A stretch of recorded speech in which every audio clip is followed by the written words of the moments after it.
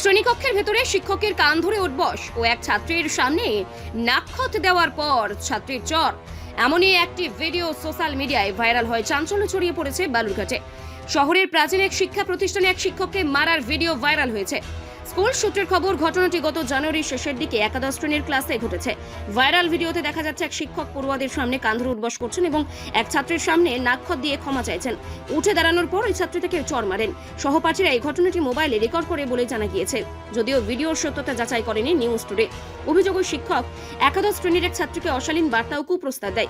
বিষয়টি জানাজানি হতেই পড়ুয়াদের ক্ষোভের মুখে পড়েন তিনি এবং নিজের ভুল স্বীকার করেন বলেই দাবি। ঘটনার সময় তিনি ফোনে কারোর সঙ্গে কথা বলছিলেন বলেও অভিযোগ উঠেছে। ঘটনা প্রকাশ্যে আসতে স্কুল কর্তৃপক্ষ তদন্ত শুরু করেছে। বিষয়টি নিয়ে শিক্ষা মহল, অভিভাবকদের মধ্যে উদ্বেগ তৈরি হয়েছে। পুরো ঘটনা খতিয়ে দেখছে স্কুল কর্তৃপক্ষ। এই প্রসঙ্গে বিদ্যালয়ের প্রধান শিক্ষক সৃজিত সাহা বলেন,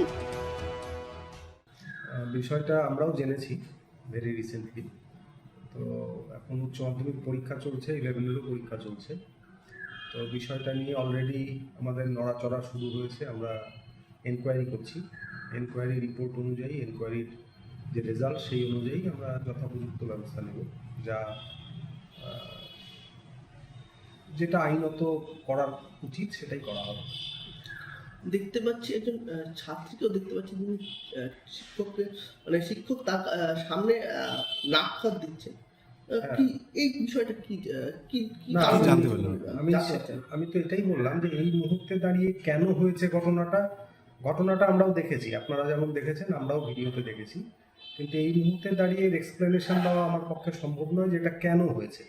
এটা যতক্ষণ না আমরা এনকোয়ারি করে এই এনকোয়ারি রিপোর্টটা আমাদের আসছে সামনে, ততক্ষণ পর্যন্ত আমরা এই ব্যাপারে কিছু বলতে পারবো না। কেন হয়েছে এটা বলতে পারবো না।